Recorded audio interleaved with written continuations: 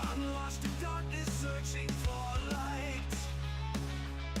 Every step forward feels like a fight.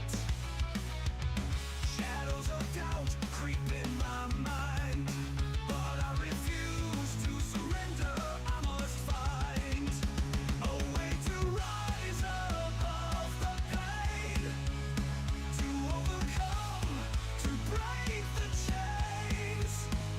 My existence is a test of will. I won't be broken, I'll stand still. The weight of the world crushes me down. Fear and uncertainty all around. But I deep find inner strength to face the trials length by length. A way to rise above the pain, to overcome, to break the chains. My existence is a test of will. I won't be broken, I'll stand still. Through every storm, I'll find my way. Through every night, a brighter day. I'll rise from ashes, like a phoenix born. My spirit unbroken, my heart reborn.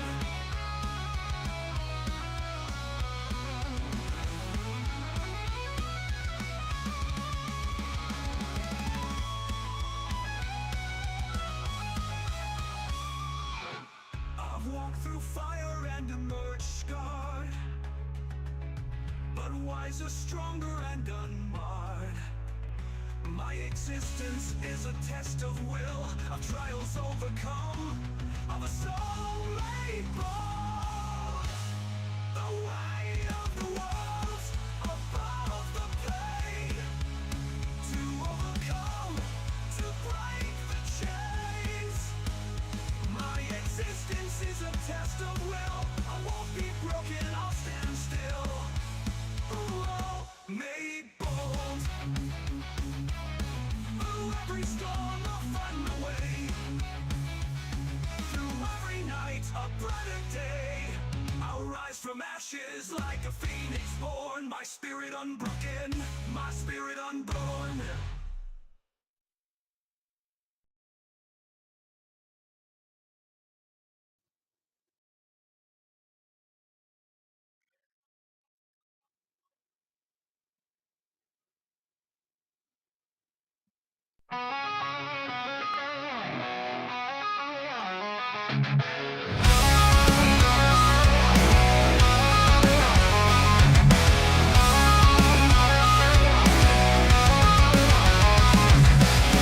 Day to day, nothing changes. All I want is a moment to think clearly, but thoughts come unrelenting, consuming every waking moment.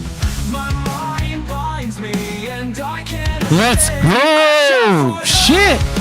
Greetings and salutations, everyone, and welcome to the Radio Raw Post Show Rewind for January the 13th, 2025. Yeah, I haven't screwed up the year once so far this year. Knock on ethereal wood.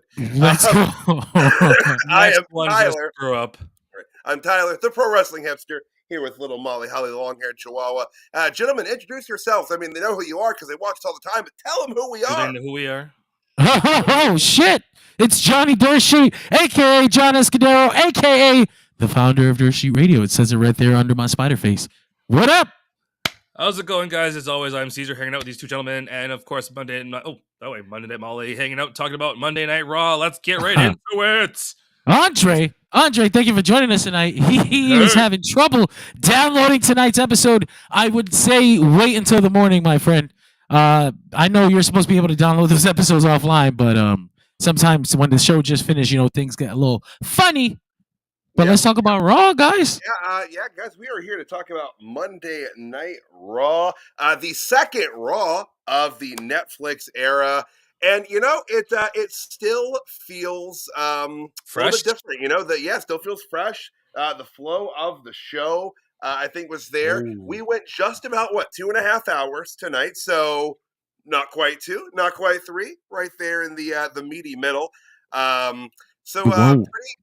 Pretty Ooh. solid. And I like that. Already taking advantage of the variant time scale that they're going to run on week to week here. And I'm here for it. It's good. What do you say? It can run from 40 minutes to 4 hours. And I hope neither of those numbers are ever the length of Raw. That'd be terrible. 40 minutes? What the hell? More than the length, I dig not knowing that the match is ending. I dig not knowing that we only have 10 minutes left, so this match can only possibly go 10 more minutes. Like, this could have went 50. It could have went 30. I saw it started, and it was like 7:20 something. I was like, what the fuck? Is this going to be like a 40-minute main event? I agree with you on that one, John. I was in the same boat as you. I was like, what the hell? I didn't feel shortchanged, though. Some people felt like it got cut off. I felt like it was a whole match. Yeah, I thought it was solid. Good. It was Damian Priest and Finn Balor. Yeah, it went 17 minutes and 16 seconds with Damian Priest picking up the win and hopefully bringing a close to the Judgment Day. I wasn't trying to yeet. You were. You were. We're yeeting this program out. Delete. I'm just bringing them all in tonight. But yeah, a really solid match. I am not my brother's keeper. They made Damian Priest look just vicious as all get out here. Finn Balor was strapped to a gurney.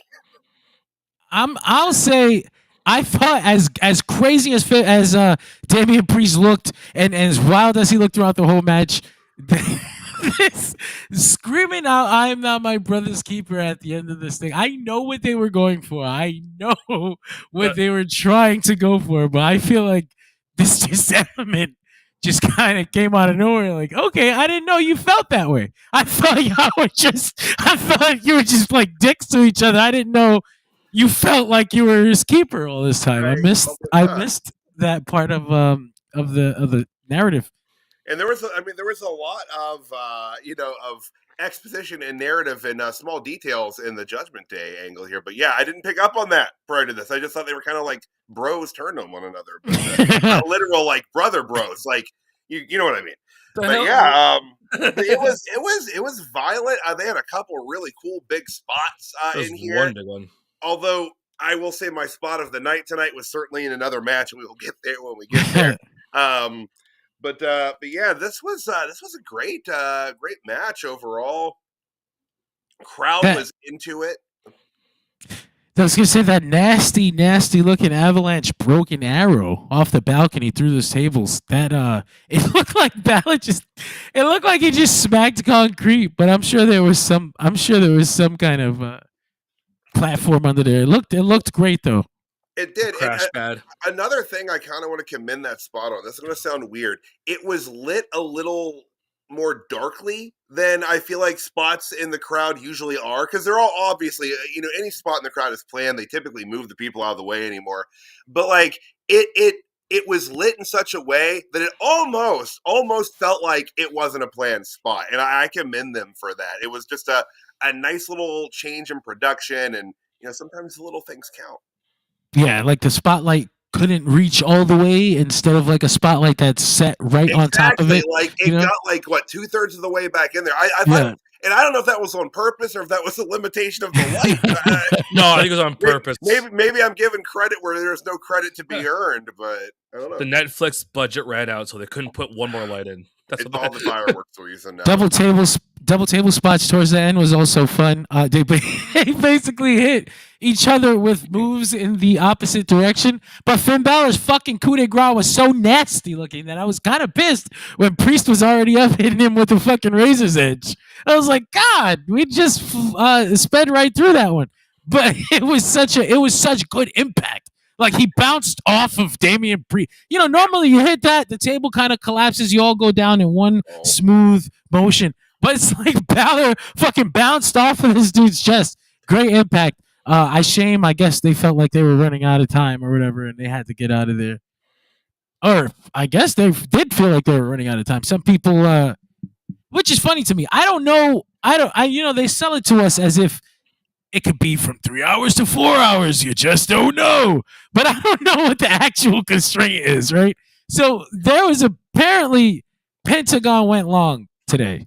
And we will talk about that probably. I wondered that when it was going on. I'm like, man, what if they're taking it kind of went, but yeah, but if I was curious about that. So that is like he did actually go longer than he was planned to. Yeah, and some people are like not happy about that, like wrestlers. But in my mind, I'm like, if this really has up to quote unquote 3 hours, then why would it be an issue, right? Why would you have an issue? So I imagine there has to be some time constraint, some component of time constraint here that we're not aware of that would have to have caused Damian Priest to no sell that table. I'm trying to give you an excuse, big man. Oh, man. Oh man. Yeah, Michael's pretty much echoing everyone else's opinion. Yep. Yeah. Like that aspect needs to be done. The Rhea Ripley, Liv Morgan, Yes, needs to be done, and we'll get to that when we get to that tonight. But like, I feel like we are moving on. Please. From that, so like, really, just let's just end the Judgment Day. I don't know what the hell Carlito is going to do with himself now.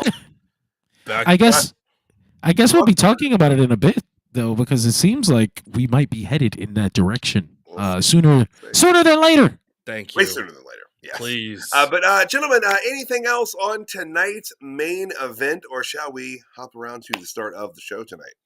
No, I'm very glad that this is over. Oh, overall thought on Raw.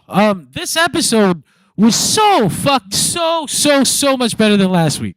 I thought this episode of Raw, without all the corporate dick sucking and glad handing and patting yourself on the back from Netflix and man, 20-minute promo about executives. This was like, okay, this is what you can expect from Raw on Netflix every week, and this is what we're gonna get. If it's gonna be these quality matches, and even though a couple of these were like blow-offs too, admittedly they weren't all like, we're probably not gonna get this kind of story-ending matches every single week on Raw, no matter what. Fine. But the physicality was a lot better this week than the shorter 4 short matches that we had last week. So I'm very, very pleased with this episode of Raw. Henry, thank you for joining us. Wavy, my guy. Yeah. Let's talk about the rest of Raw. All right. So Monday Night Raw came to us live tonight from San Jose, California, the hometown of one Bailey, at the SAP Center, SAP Center. I'm still really unclear. It's all caps, so I You gotta yell the name. The SAP Center. SAP. Well, it's like tree sap, right? Well, yeah, up here in Canada. Is that what it's called? I feel like, is that what the kids are calling it now? You get some tree sap on you. Yo, you got some. I am just dripping with tree some tree sap, bro. I got fucking tree sap all over myself. I gotta change. That's brutal. Oh no! Jiminy Cricket. All right. So the show opened up with a video highlight package of the Raw premiere on Netflix. If you didn't hear enough about it, you saw a little bit more about it tonight. The censored version. They showed. I will say too, man. They showed just a quarter of a second of Hulk Hogan in that. Like, I wonder why. What you gonna do? I mean, I'm surprised they even put him in the video package at all. Oh, and guys, real quick, just diatribe on Hulk Hogan. I work at a beer and wine drive-through, and we had a rep come in today from All American Beer. Whoa! And sales, I guess, are not doing so hot. So I wonder why. They're trying to give us a bunch of promotional stuff at work. Why? But how will that make that make the beer sell better? He seems to believe if we have a 12-foot tall cardboard cutout of Hulk Hogan in the beer truck. Okay. Please take a picture of it. He's like, oh man, he's like, we can get cutouts, hats, shirts. I'm like, what are you? No. You gotta get the shirts. You gotta get the shirt. Tyler, who's your manager? Tell him, convince him that it's this for the best. Dude. Here's the thing. Like, you know how like when you work with people and like you become like, oh, like that's like the wrestling guy here. You know, everyone knows you love wrestling. But they I do not. But they don't know No. like the fact, like they don't know that Hulk Hogan's Hulk Hogan. You know what I mean? Like they're not tapped into it. Like they didn't know Ultimate Warrior was such a piece of shit until I explained it to them. Like they don't know what the shit Hogan has said. So like they're probably trying to talk to the rep to bring all that shit in because they know I'm a wrestling fan. Like, you know what I mean? Like, so You're I'm not that going to guy. be shocked if next week there's a whole bunch of All American beer promotional stuff at work. Oh, you So- just I made it happen. really, You just made it happen. I'm not ashamed of being a wrestling fan, but I don't ever want to be the wrestling fan at work. Nope. There is, Well, in my defense, there's only 6 guys that work at this place, you know? Like, I gotta keep it on the lowest low. I had a guy last week ask me about Raw on the I'm driving the bus and he's like, "Hey man, Raw came to Netflix," and I'm just like, "No, not now, no, don't do this, don't do this, please." It's like this time I was at a bar to see one of my friends' bands play, and just by happenstance, the opening act was a dude I knew from the comic shop, and like I'm at the bar, I'm single at this point, and he's like, "Oh man," he's like, "I want to shout out to my buddy Tyler over there. I hang out with him at Pack Rat Comics all the time." He's like, "This one's for you, man," and then he proceeds to sing the Pack Rat jingle that he wrote for the comic shop. I'm just like, man. I would have left so quickly. I don't know that guy. Why is he playing with me right now? Why is he playing with me? Now we'll go back to Raw. I got us so digressed. I'm so sorry. Let's drive this train back over. So after the package, rolling into the arena was an SUV. The package. The package. The total package. And out of the SUV comes CM Punk, and you know he wasn't drinking and driving like The Rock was last week. But Punk makes his way out to the ring, glad hands a bit with the crowd. Thanks the firefighters in California, as they are still in California right now as well. And he talked for a bit before he was interrupted by one Seth Rollins. Guys, so we've got Seth out here. Nasty looking black eye. Was that a legit black eye? That was a shoot black eye. Last week when Punk hit the go to sleep, you could see the swelling immediately form on Rollins' face, and Punk in the background kind of telling the referee, "Go check. I think I knocked his ass out." I think I killed Seth Rollins. I've already got it's in my contract. I can't hurt anybody. Fuck! I swear, bro. I swear it was an accident. Please don't tell Mom. Becky hit him. Oh God. Oh no. I don't want to make a joke. Even on Mark Zuckerberg's Facebook. I was gonna. He did come out with the shades, and he did reveal the black eye, and I did want him to be like, I know what you guys are gonna say, but Becky's not like that. It was just one bad night, and I had it coming. I said a bad thing. I had it coming. She blamed Seth for Undertaker taking her spot last week, so it was. And you didn't stand up, and you didn't say anything, and you didn't fucking stand up for me. You're on the couch tonight. I'm a performer like you, baby. Please. Shut up. Oh my God. This is horrible. No, pro wrestling. This is awful. This is the Netflix era of Raw. All right, there is drinking and driving. That's right. Once there is. Can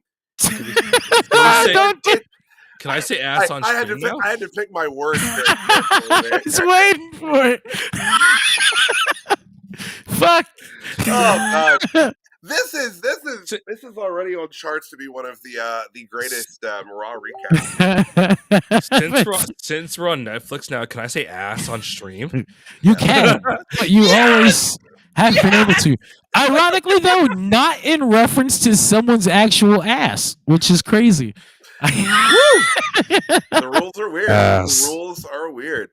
But as as angry and upset as CM Punk was when he was interrupted by Seth Rollins, he was even more flustered when interrupted by Drew McIntyre, Drew. sporting a real sick vest tonight. That was cool. Mm-hmm. Like, I hadn't feel like I hadn't seen that before, and it was like kind of like tartan, but like leather. It was pretty rad. It kind of reminds me of one of those things a wrestler just kind of sees at a 99-cent store, and they're like, "This would work. This would work with the gimmick, right, baby?" She's like, "Yeah, I don't know what the fuck he's talking about." But I'm gonna make this fail. Oh man. Oh Lord. Oh jeez. Oh, shout out Leonard, by the way. I don't actually know who this is, but I feel like I'm fairly certain I've seen him before. But Leonard went for WrestleMania. Let's go. Anyway, let's finish this segment here. Oh God. So Drew is upset and he's picking a fight with Seth Rollins, guys. Long story short here on this. I really, these three dudes have kind of been circling one another for quite a while now, and it's not that it's not been great, but I think I'm glad that the transfer portal's opening up. I'll put it that way. Like, we need to get some separation between some people. I don't know who's going where or what, but I think Drew McIntyre to SmackDown might be a pretty good idea. It would make sense since he's going after the rest of the bloodline. But we're going to be getting Seth and Drew, right? So that's what Woo!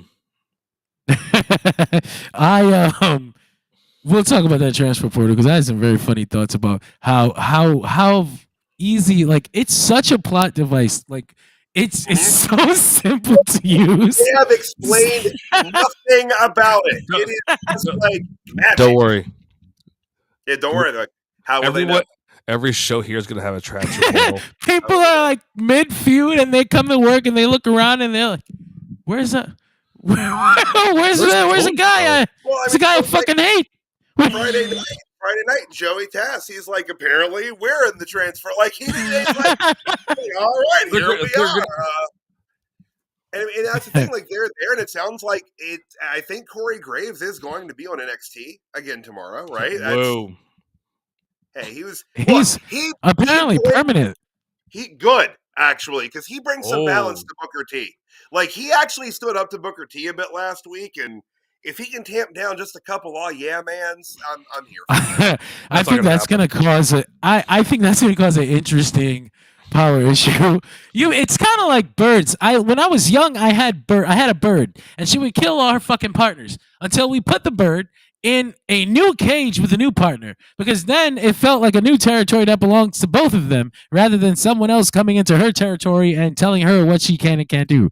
So I don't know how long Corey Graves has in NXT if he's going to try to fuck with Booker T. Who I really feel bad for is Vic Joseph, because I think it's going to be like me flashing back to my parents' divorce. Like, it's going to be, he's just going to be right there in the middle. I didn't mean like, to laugh at your divorce. Oh my God. No. Shit. Everyone was happier after. No. Whoa. That's how how it works. That's how it is. Yeah. They were better suited apart, y'all. It's how it goes sometimes. That's the truth, kids. I'm sorry. The more you know. Oh man, goodness gracious, what a show tonight, guys. All right, so guys, sorry. Anything else on this promo between the three of them? I'm ready to move on to some new feud combinations. Yes, please. That's kind of what I'm hoping for out of this whole episode. That, like, the last two episodes of Raw, we're kind of like just dusting off the little bit of 2024 that's left, and we're about to see some new stuff. Unfortunately, one of the biggest matches next week is a rematch from WrestleMania. So I'm like, okay, we're getting there. We haven't seen Seth and Drew interact in a while, at least. Right. Kind of. Well, I mean, hey. On to something that is a very fresh matchup that we have never seen in WWE ring. Thank you. Gable facing his, not handpicked, but his requested top-notch luchador. And how did Michael Cole put it? The worst kept secret in the business, Penta, making his WWE debut. Michael Cole was very, very happy to say "Welcome to the big leagues" over and over and over and over Oh, yeah, again. he did. Holy I was like, "Okay, Michael, I get it, Michael. Relax." Jesus. And he named every place but pretty much one. I wonder which one that For is. God's sake, they mentioned Lucha Underground tonight, but wouldn't mention AEW. Like, Yeah. They don't it's exist, wild. apparently. It's It's wild. incredible. I actually thought it was funny because it's such a glaring hole. Like he's like every single other accolade, not that one. We don't talk about. You don't exist. He mentioned the promo where he fought Io Sky. Yeah. Oh, I saw that Or match. the promotion, I should say. Like, yeah, y'all. And if you don't know, yes, they wrestled in Lucha Underground. Yeah, that's not going to happen on WWE television. You never know. You gotta get him a face off with Chelsea Green again. Let's see that Oh, one. God. Let's Oh, see. man. That'd be for the U.S. title too. Oh, I gotta get this banner down. Bro, I'll let you guys talk about the match first. I had a couple thoughts. Yeah, so I enjoyed it. I think that Chad Gable was a good first opponent for him on Raw. It's someone that he can get in there with, and if he, wants to lay in some heads, Chad can take him. Chad's a safe worker. He's a versatile worker. He can work into, a wide variety of styles. And the crowd was into Penta here. They were ready. Again, we all knew it was coming. Really? But God, the Mexican Destroyer, I thought on that replay, Chad Gable's face was one of the most intense expressions I've seen out of him. He had his arms locked tight. It was clean though. It was solid. There was I'm trying to remember what the spot was. There was one spot that I thought looked kind of clunky. It was right around the time he did the little bottom rope springboard thing. I can't remember exactly what the move was, but other than that, I thought everything went pretty well here.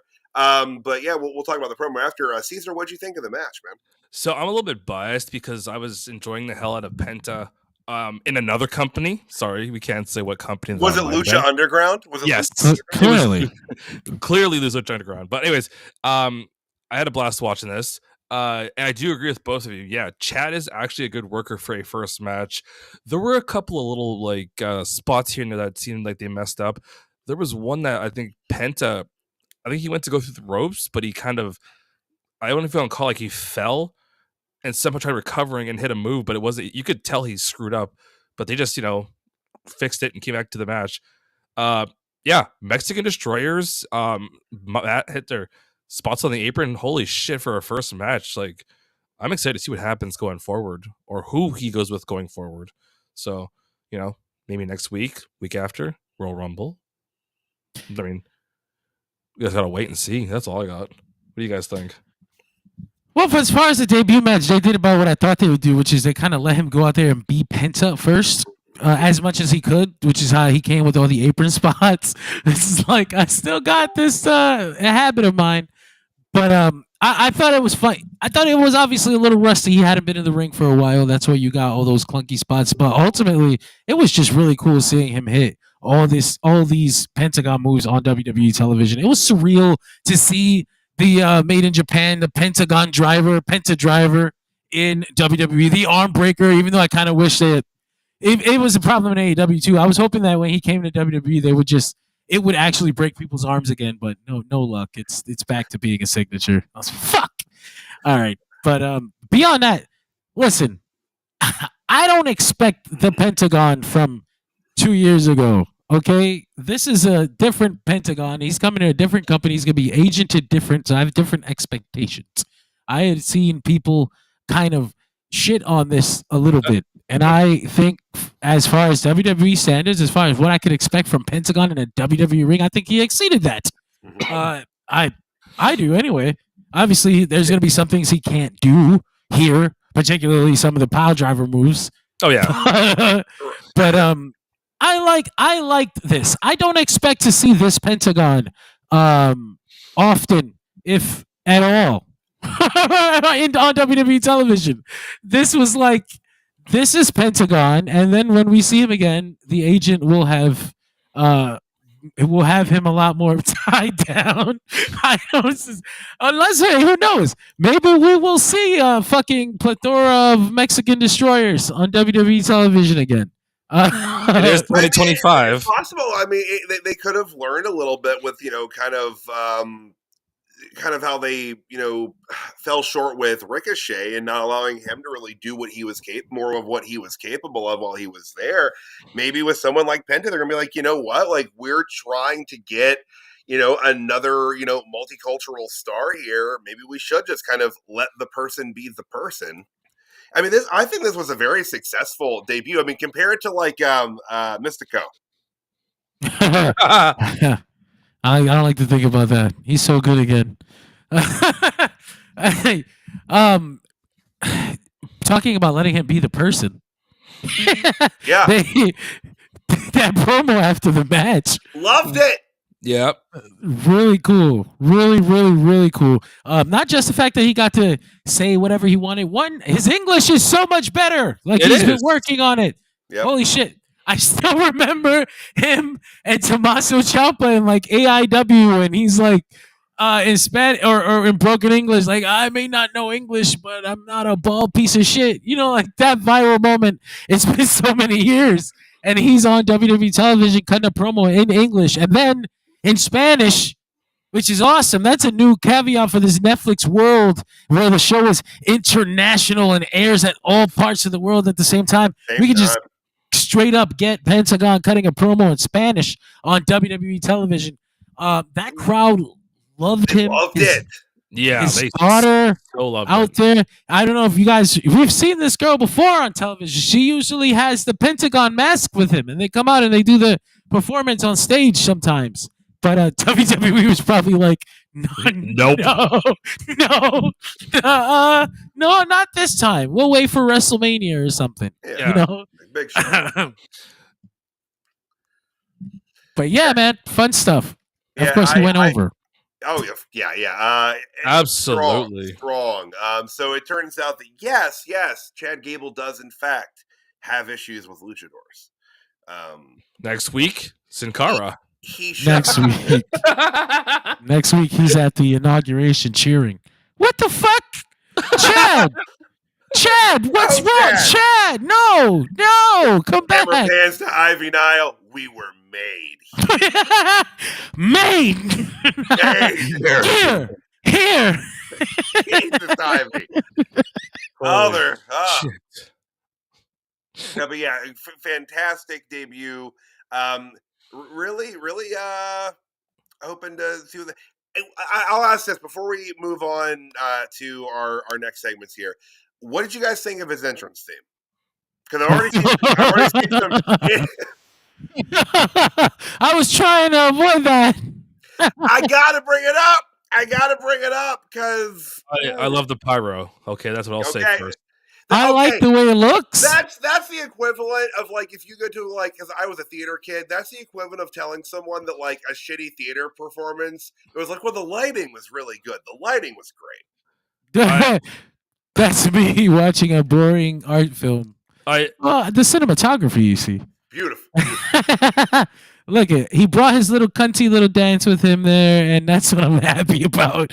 Like, okay, they got the flames, the pyro. You see, when it's muted, it's really badass. It's really badass. They need better music. Who made it? I wonder. Who the fuck do you think? It was a joke. I thought they were done with the company, though. I thought Def Rel not yet.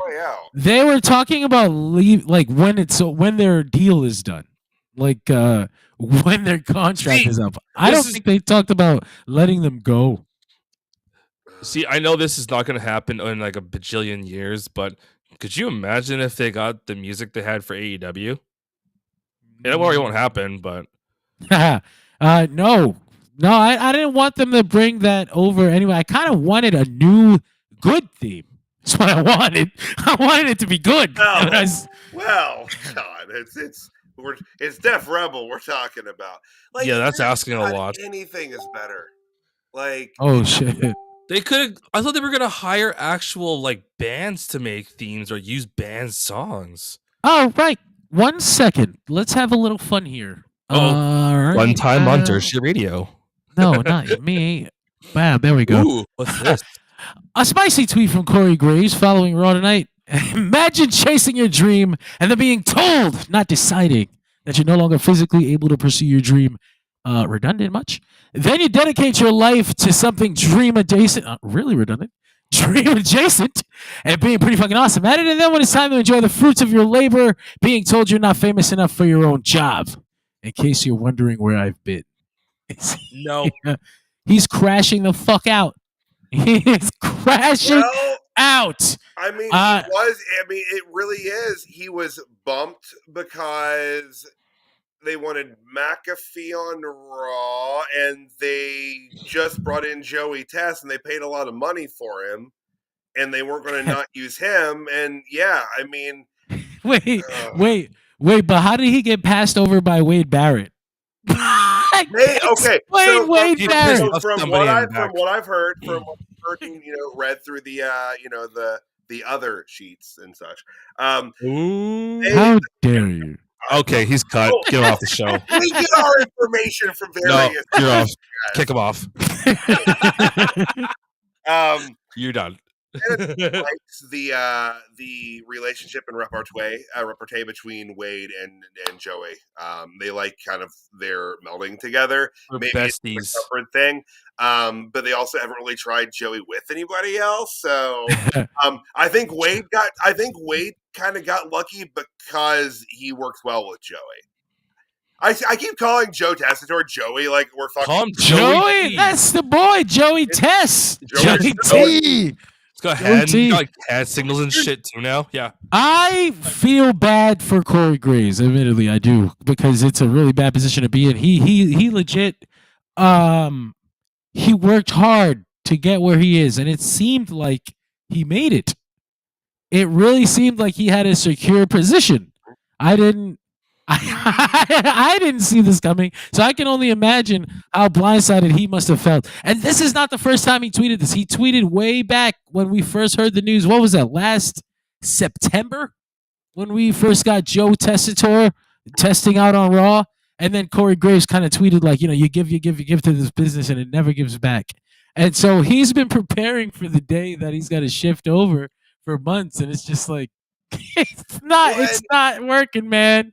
He's had there's been a couple other situations not related to him getting bounced around shows where he's had some kind of raw we'll say tweets like this about various topics. So he's always been a little close to outspoken, but yeah, he seems pretty upset, and it's understandable. But I thought they didn't view going to NXT as a demotion anymore. I thought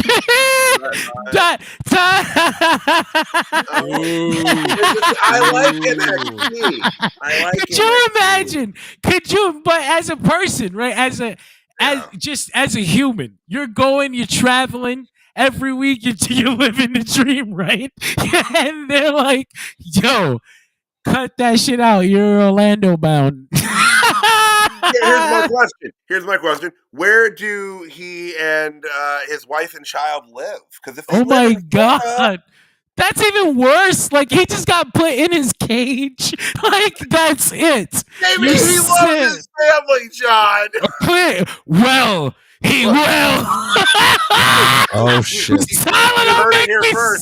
You heard it here first. Johnny Dirt Sheet proclaims Corey Graves hates wife and child. Well, I'm not the one who. No. Oh my god! Don't make me be spicy here. Oh god! The Netflix area is so shit! No, that's funny as hell. Hey, listen, clearly he's got some real issues, because there's no world where that is a work. What does that lead to? Right? He's not going to wrestle. Well, I mean, he cleared? He is cleared. Maybe he wrestles Pat McAfee for the position of and loses. Yeah, exactly. Oh man! Oh, that's clearly terrible. That is special guest referee Jerry Lawler. Oh fuck. Oof. All right. this has been some of the greatest diatribes from the main broadcast tonight that we've had. But searing back in backstage, Balor is kind of being a dick here to Liv Morgan, kind of. like, "Oh, you'll be champion again." And then Dom showed up with roses. What a bitch. Yeah, a little bit actually. And Liv was like, "Go get my bags and get Raquel's bags and go sit on your chair." You know. And she threw the flowers at Carlito and called him Carly. I liked that actually. Maybe that can be his new gimmick. Like he can, like, when the Judgment Day falls apart, he can just like kind of follow her. No, that's gonna be too close to like Reggie. Yeah. So, Can he do the splits too? I don't think he can. Nor a cartwheel. But yeah, guys, this was our Judgment Day segment, and I really hope that we only have a couple more Judgment Day segments. No, not even a couple. Just be done. It's done.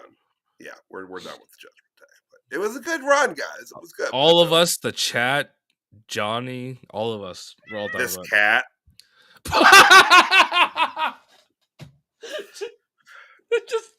This cat. That was Ziggy, by the way. But the way you did it, it's like this cat. This cat. Up next on the card, we had Sheamus and Ludwig Kaiser. We're running this back again. This is like the fourth time I think they've wrestled.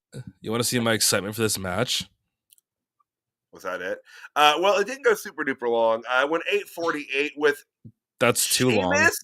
With Sheamus winning, so I guess he stands to get a IC title shot, and I believe they announced after that he will. He kind of had a face-off with Breaker here.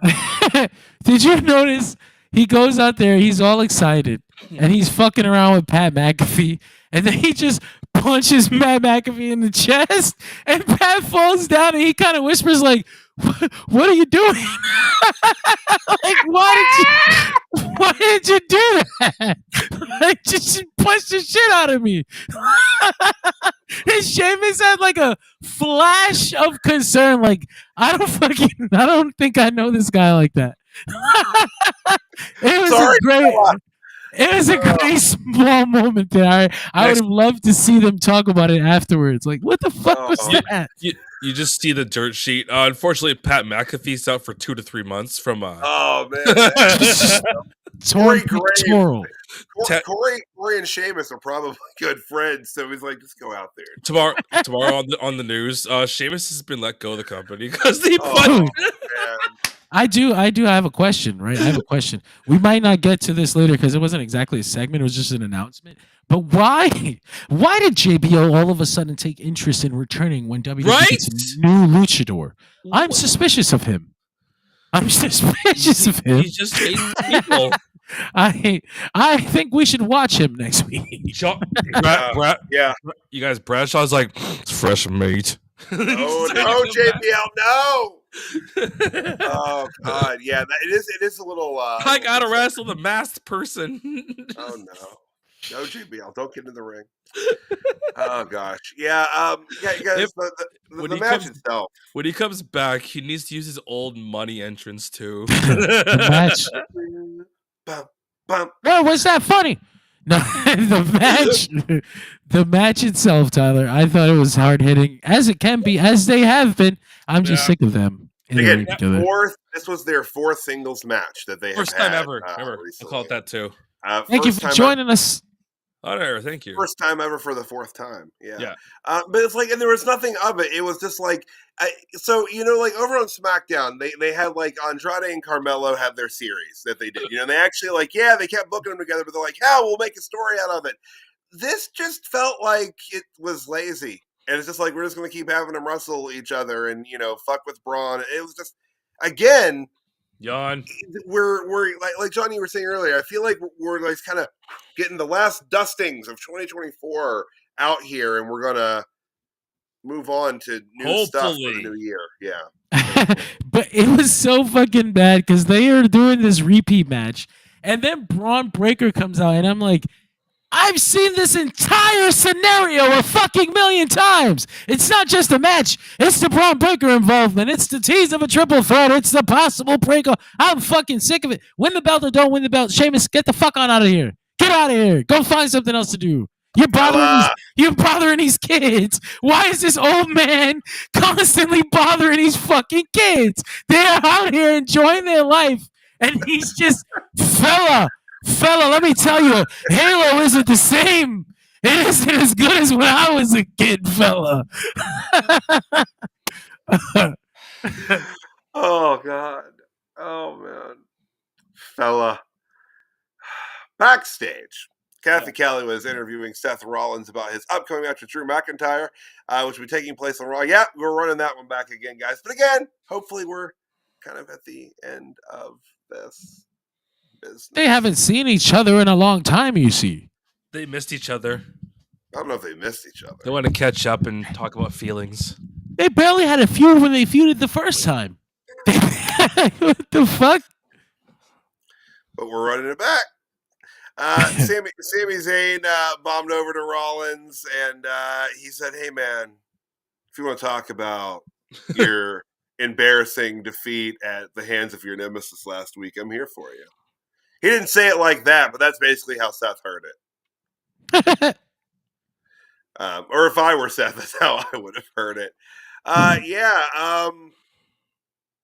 We need some new mixes here, guys.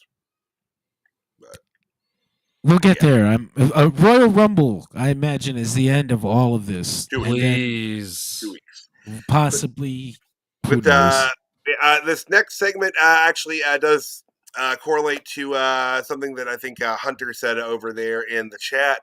So backstage, we had Karrion Kross and The Miz outside of Adam Pearce's office, and they revealed here that apparently the Wyatt Six has been transfer portaled over to SmackDown. So this feud's over. I mean, which is fine, good, but like, this is a weird way to end it. And man, Karrion Kross is mad. He thinks The Miz has something to do with the Wyatt Six moving SmackDown. So, Hunter, I will say I'm fine with it because they really weren't doing anything on Raw. Anyway, it's entertaining as fuck. How stupid that was, honestly. It was funny because he walks in the office like he's not done with the feud, and they're like, "No, yeah, you are. They don't even work here. They don't work here anymore." Yeah, sorry. Oh shit! The whole group, the whole fucking group. All right, then I guess we're moving on. Now he's in a feud with Sami Zayn. Kill me, actually kill me. I don't want to see Karrion Kross and Sami Zayn in the Miz. Nobody does. Oh, hell no. What the fuck? Yeah, this, like, and the thing, it's like we said, there are seemingly no constraints, rules, regulatory situations for this transfer thing. Like, it's just willy-nilly. Why did they go through the transfer portal? Is Raw getting someone? Is Raw getting like 5 people in return? Like, what's happening? Like, what are the rules? Did the piano player go with them? Like, what is going on? But they're gone, guys. From Raw. From Raw, yeah. They'll be on SmackDown, presumably Friday night, which means I wonder who they're going to pick a fight with over on... Everyone at once. Hopefully something fun, because the start, as crazy as that started off, it really, really, really fizzled fast. Ooh, it did. It did not keep... You know why, right? Why? Yeah, because they booked it like shit. What? Well, that's not too. Because they destroyed the locker room, and apparently Chad Gable was like, "I'm okay the next week." Everyone's dead. Good, guys. I'm not quite dead yet. Chad Gable's like, "Guys, I walked it off. It's okay." That was the moment, though. That you knew they wouldn't commit. And once you knew they wouldn't commit, everything else, the Wyatt Six, they became Hoagie. And now I don't give a fuck. You know, and it is what it is, though. I should have complained harder at the time. I tried to let it ride. Let's and some of those like VHS promos where they were like, you know, the interview was Bo Dallas interviewing Howdy, or vice versa there. Those were awesome. You know, they really did. Like, there was so much sizzle and like that steak was only like, a quarter of an inch thick. Poor Chad Gable, who died. He got killed for no reason and then somehow stood above them on the card. Yep. It's like, oh, this is all messed up. Yeah, not the way it should have gone. I swear, if they do White Sixth and Bloodline, No, that would be the weirdest thing. that is well, shit. They were on the bottom of the card. Now, how do you fix that?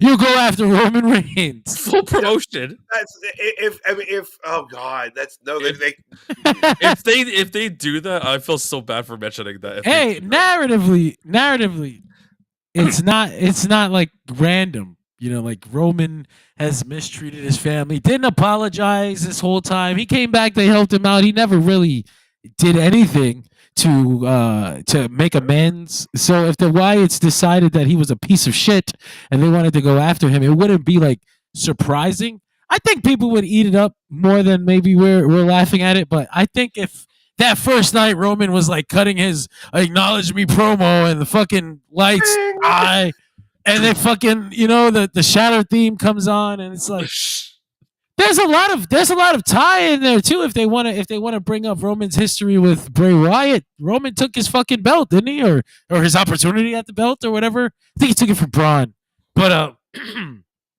there's a lot there's opportunity there. I don't think it makes sense. They were all in FCW together too, I think. Yeah, for sure. When whatever. Ray and Bo were like tagging and they were both bleach blonde, like they were the Rotundas. I used to fantasy book them as the Rotundas when I was a kid in my EWR. I don't know if you know, EWR was old ass wrestling simulator. That was my shit. Or booking simulator, excuse me. Oh man. Good guys, this is huge news on Raw. I don't know if you knew that over on Raw there is in fact a world heavyweight champion, because they haven't talked about him since last year. So thank you. But guys, Gunther finally back on television. Makes his as way the out world to the champion. ring. Don't forget. Yeah, as the God, they really just skated over the fact that like he's not been on TV. As Like the world champion. It was even on WWE's website. It was Gunther to make his presence known. It's like good because he hasn't for weeks, and he's your world champion. You mentioned world champion, right? But he came out to complain about the level of competition and said that someone had to step up and fight for his title, and he was interrupted by Jey Uso. And Jay got kind of heated here, guys. Jay looked visibly upset at the end of this exchange, or drunk. I'm not sure which. But like his eyes looked very, very distant and a little. He wasn't happy. The odds are. the odds are it might not be tears. No, but I think he gave a great performance tonight. Maybe the best promo I've ever seen from him. I would even argue that maybe he just went to a deep place to bring out the emotions that he needed to perform this way. Because those words do have a little merit, but it's easy to tell yourself no when you look at the success Jey Uso has had over the last year and a half, almost 2 years now, into his solo push. Is it? Or is it just a year? Are we headed into 1 year? It feels like it's been so long. No, because he had a world title match at Backlash last year. Yeah, it's almost going on 2 years into the solo run, and it's because it was a year when he and Jimmy had that Mania feud, right? Like that. Sorry, I didn't mean to bring it up. It's so much more successful than I ever thought it would be. I don't think he could be world champion, but I think this was a great performance from Jey Uso tonight. I mean, if something catastrophic happened and like 3 people on Raw went down with like some pretty bad injuries, maybe 4, they could use Jey as like a like kind of a transitional champion. I don't think it's going to. Stars would have to align for it to happen. I hope Rikishi doesn't hear me say that because he's going to get really mad and say mean things about me. Tomorrow on the podcast. Yeah, Keish has some opinions, yo. Keish talks about Tyler, the pro wrestling hipster. That would actually be pretty rad. I would be pretty rad. But no, the promo was good. Like Gunther's good on the mic, and maybe I'm misreading Jay's reaction here as like being actually upset. Maybe he's just actually getting more diverse with his emotional range on camera. I mean, he has been kind of just leaning on shouting "yeet" for quite some time. Maybe he's trying to branch out a little bit. It's funny because then he Gunther asks him if he's sure, and then he just says "yeet." So that's still like his primary form of communication. That's him outside of the ring too, talking to his friends. How's it going? Yeet. Just wait until he cuts an entire promo just by saying the word "yeet." It's gonna be like America World Police with the Matt Damon puppet. Just yeet, yeet, yeet. How's it going? Yeet, yeet. But yeah, guys, anything else on that segment before we move on to the next match? I'm just trying to get past the fact that he's the world champion and he's an afterthought. Let me rant. I'll rant real fast. I gotta, because I thought maybe when he finally showed up on Raw, we would do something. And no, you as fucking interesting as you might think this is, and I don't think this is interesting at all. As like I said, Jey Uso, great performance. The fucking concept of this feud that just poofed into thin air after Gunther's been off of television for the past few fucking weeks to end in just 1 week next Saturday. Get the fuck out of here with this filler shit for Gunther right now. This is the world champion, and there's no salvaging this. It's done. You fucked it. He's a mid-card champion. Once he loses the title, people are going to be like, oh, it's so much better off now with whoever dick in the mouth has the belt now. It's going to be so much better than Gunther. Like, this is such fucking garbage. So, question, John, do you think Gunther would be in better shape, like, character-wise, everything, without the belt? If he were still Intercontinental champion and had never even lost that belt? I think it's weird because it's like you're writing this shit. You're all writing this. This doesn't have to be this way. Like losing the Intercontinental title shouldn't have to have made him be in a worse position. It's kind of like not having that prop somehow changed the way they're approaching his stories. So now, does that mean you have to give him the prop? I think they made a mistake, and I get what they were going for. And at the time, we're kind of like, okay, we see what they're trying to do. They're trying to give Gunther more layers, like an ogre. But when they made him more human, when they had his confidence get shook, I think that hurt his character more than they intended it to. I don't think they intended it to hurt his character at all. I thought that they hoped it would, make him more rounded. But I think it made him look weaker, honestly. He was just getting kind of dunked on there for a few weeks. And it's like, it just almost felt like shit Vince would have done to somebody for getting over on their own. But I think that loss of confidence, that whole story for him, that wasn't a good story for him. That's not a story you tell for a 90% heel, hard-hitting, brutal, violent world champion. That's not I think that's what fucked him up. There's also the fact that he didn't have any emotional ties to any story that he was involved in. Everything else on Raw, like he fought Damian Priest, he took the title from Damian Priest. Damian Priest and Finn Balor's feud has superseded the world championship the entire time Gunther was world champion.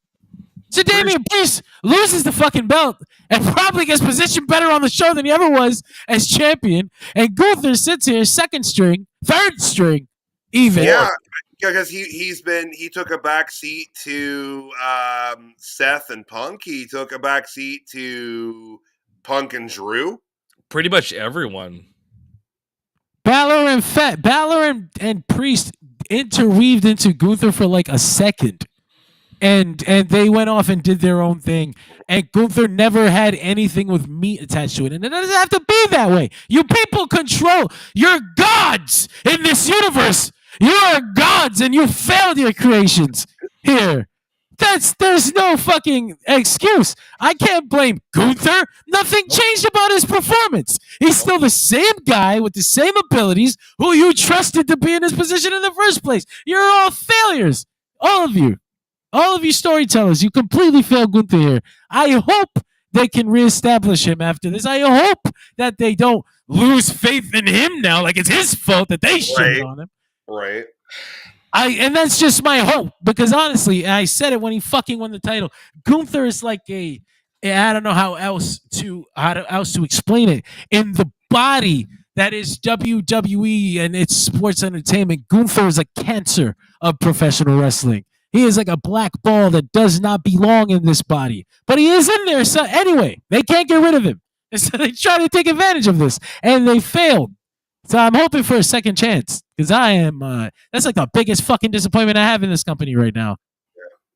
Yeah, he should be in a much different position than he is right now. But hopefully they can correct course. Let's see, some people do. It happens. I mean, But moving on from there and the issues that Gunther seems to be having, we have the championship match for the women's Intercontinental Championship between Dakota Kai and Lyra Valkyria. Guys, this was a good match. I wish the crowd had been a little more awake. I don't know why these fantastic women wrestlers on Raw don't quite get the reaction they should get. They were waking up by the end, but I don't know. I think there's an. I don't know. I want to say there's like a cultural issue, but there's no women in the roster right now that they've put enough effort into story wise to make people feel this way. Rhea Ripley was one, and the Liv Morgan thing, they like drained the fucking air out of that. You got Tiffy and Nia. Tiffy's over as fuck. I don't think anybody cares to actually see her follow through a full feud with Nia Jax. Right. Jeez, it is dire, isn't it? Yeah. As the thing, it really makes me worry because, like, as y'all know, I cover NXT and I love NXT, and the women's division in NXT is healthy and fun and vibrant and full of a lot of different threads and angles, and I don't understand why this doesn't happen quite up here. Like, the talent's there, the in-ring skills the same. I don't understand it. The match was good, and this is a kind of a historical moment. We got an inaugural champion, a new champion, Lyra Valkyria, winning the championship. Spoiler alert! With fireworks. It was really sad though. Like, it was really sad.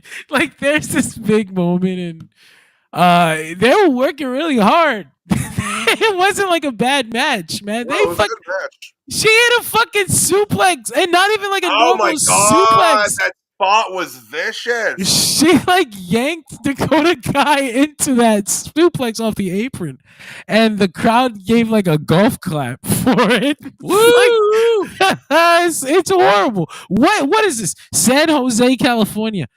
I'm an hour away from there. I don't notice any real, like, people don't treat women any differently out here. I don't know why this happened. I can just think like maybe because Dakota Kai and Lyra Valkyria don't fucking matter in the eyes of WWE fans. That's all it really is. And that's the thing too. It's like we, obviously, like, we doing what we do, we view it a little bit differently, and we watch it differently, and like I said, I've got my attachments to NXT. And it's just like I was pulling for Lyra to win this tournament the second they announced the tournament. So I'm happy with that, and I'm hoping that with this belt they can make the crowd care about her. It seems like they need props in order to be locked into doing stories that matter. So I guess this will help her. Hey, listen, it's still a better position than she was in for the entire time she's been called up. Almost. She's not hanging out with Carter and Chance. She's not Thank with Carter God. and Chance. Yeah, because they're back down at NXT. I think they got transfer portal down there. Them They're two and transfer Corey portal. Graves woke up in the fucking portal like, what the fuck? No, they just got What? sent. Was he a transfer? Nah, they're happier about it than Graves is. I think. I was gonna say they're probably all like- smiley. Because they're Oh like my God. actually getting a reaction and a pop from the crowd again. No. So like they're probably feeling okay about it. But you know what? If Corey Graves is that mad, maybe he will get in Booker T's face about something. This could make for some really good television on the CW. He's trying to get fired. I want to see a Corey Graves that wants to get fired on the Corey CW Graves, now. Booker T, That's- next PLE. I Let's wanna go. watch that. If he's anything like his brother, then I don't know that that's going to end up pretty good for the television and FCC fines. But we'll see. We'll see how that turns out. We'll see. But guys, anything else on Lyra and Dakota here tonight? Dakota did, shake hands and kind of be nice at the end of the match. Yeah, I guess they were. She's been kind of baby facing it up. EO too. Yeah. Kind Kind of of dead. kind of a quiet turn Did for her for Damage Control. unless I was like oblivious, did they announce any ideas of who Lyra's first challenger is, or no? Hell no, Okay. not even close. Or Battle Royale next week. Can you hear me? Yeah. Yes, sir. Okay, I Go thought my ahead. internet bounced out. Go I ahead, caller. I can't see Caesar moving at all right now. Oh no, he's moving. He is moving. All right. It's okay. You got a little blurry there, but we still love you, Tyler. We do. Okay, yeah. You're- My internet's like being real wonky right now, and I have no idea why. Not just you. It's okay. No, actually, you do have a bit of a delay there now. That's interesting. But it's okay. We'll get through it. We're almost done. He's been talking the whole We'll time. power through. Sami Zayn and the Miz. We actually can power right through that. What the fuck is the? What are you even gonna say about that? He won with a Blue Thunder bomb. Woo! 4 minutes and 8 seconds, and yeah, Michael Cole was really aghast and shocked that he won with the Blue Thunder Bomb. That really sucks that they did that. That they react that way when the signature wins a move. Like, what the fuck? Every move is supposed to be capable of finishing this match, Michael. Like, sell this to me, okay? Sell it to me like if like it hurts all the time, not just today. Yep. Yeah, so with that's the last actual match, I think, on the card, right? Because we already talked about the main event. So other than that, we had the one of the advertised segments, the Rhea Ripley in-ring segment with Rhea. Oh God. Yeah. I mean, but I certainly didn't expect Nia Jax to fucking be involved in this, but I guess the transfer portal makes it so that things can be shaken up. We wanted something different from Liv, and now we got it. It's Nia Jax and Bailey, I guess, who had been seen the past couple of weeks talking to Adam Pearce in the background, making this making this whole thing about it being her hometown kind of like, oh, okay, so then all the other appearances she made were pointless. Cool. We didn't think that one all the way through. That's fine. She's here now. It was just funny as fuck. Rhea comes out. She's celebrating her championship win. Nia interrupts her. Hey, I walked through the transfer portal. Both of you bitches, you and Tiffy, doesn't matter who thinks they're on top, I'll get my world title back. She fucking turns around and Bailey's just randomly standing there. Where the fuck did you come from? This is my hometown. You weren't there 5 minutes ago. Okay, fine. She gets in the ring. Security doesn't give a fuck. They basically brawl out, and then we have no idea what Liv. Oh, Rhea Ripley tried to headbutt a Samoan. Stupid move of the night. Jobber of the night move. Foolish woman. Doesn't work, unfortunately, for her, and she gets headbutted right back. Samoan megaton headbutt. And then Bailey attacks from behind and ends the segment. So I guess we'll have a a fatal 4-way or triple threat of some kind down the line. Probably a Saturday night's main event. Tyler, if I can see you at least, Caesar's there. He's asleep. I'm gonna go ahead and remove him. No, it's okay. What the hell? Yeah, I can't see him. I couldn't hear him.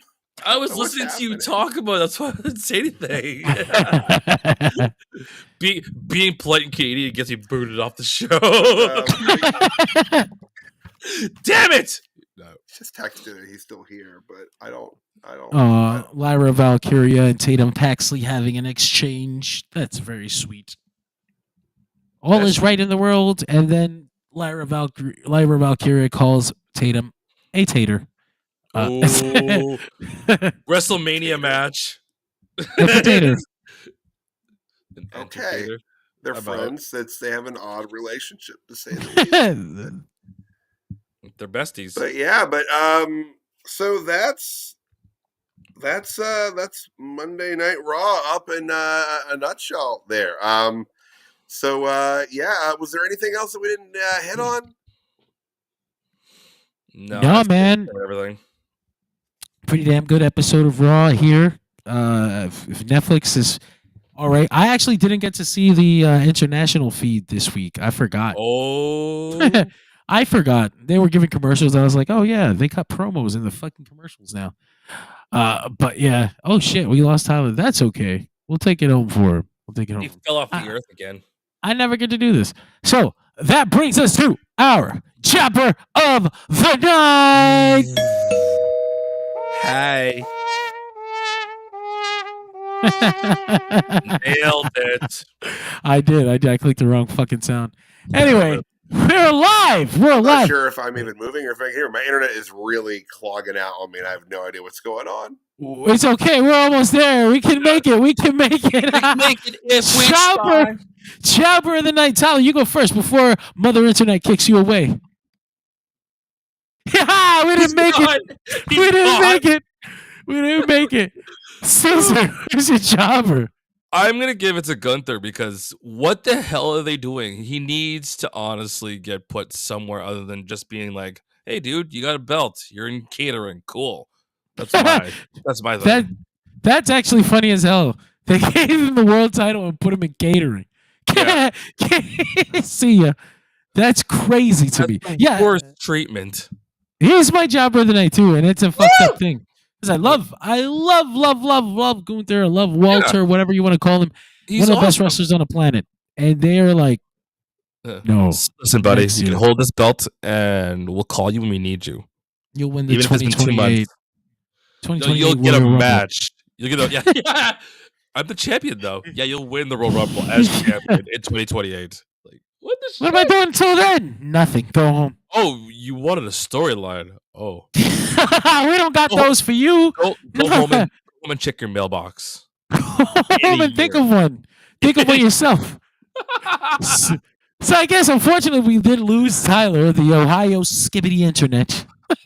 He's in Ohio. I'm not trying to talking trash about him. He can't see this. I'm never talking trash about Tyler, but I will always talk trash about Ohio. God. All right, let's do this. I spent enough time in Ohio that I get to say that. Okay. But that brings us to our final segment of the night, Megastar. That's our whole budget, isn't it? That is our entire budget. I won't be feeding you tonight, Caesar. I'm sorry. What? Megastar. Wow. Megastar tonight, my boy. Who you got? Oh, it's got to be only two words I could say right now. Cero Miedo. Cero fucking Miedo. Yeah, I mean, bro, who else could be Megastar on a night like this? My guy comes out here with a shitty theme song and makes it work. He still did good for his first match, even though it was like a little bit restricted. Like he couldn't do certain moves. A little rusty, a little restricted. Whatever. But hey, even a rusty Pentagon is better than 75% of the wrestlers on this planet. That's the sad part is, yeah, you're not wrong on that one. It's all good. Tyler, unfortunately, he didn't pass away, but his internet is fucked. So we'll say goodbye on his behalf. But Yeah. before we say goodbye, I did want to let you guys know. Hit my theme music. Bow. There we Oh, go. that's the wrong one. I feel like CM Punk now. Oh. Why couldn't it be Rhea Ripley? Tired. There it goes. Someone's not getting fired. Hey, if you enjoy having fun with us tonight, oh shit! Look at this. Oh no, I lost him. Dude. I thought I had him back. It's so good. Oh, we got him. Is he back? Is he back? Is the My Windows 95 mind. internet? I can't escape. Oh, that's all right. Tyler? No. Not again. Gotta pay Listen. your internet bill, kids. We're on every day after Raw, after NXT, after Dynamite, after Impact, after SmackDown, after pay-per-views. On Sunday, we have the 3NT Wrestling Podcast. We have the Weekend Wrestling Roundup with Tyler and CJ.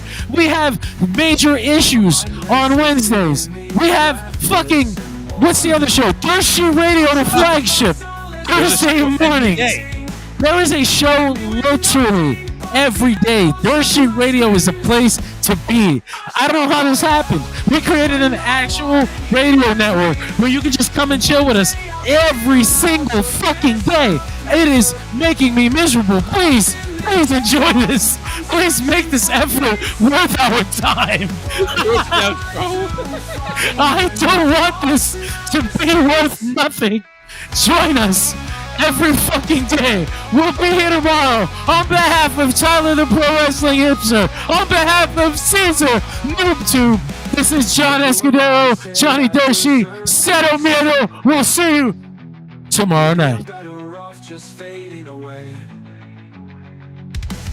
It's what I'm used to, this isolation.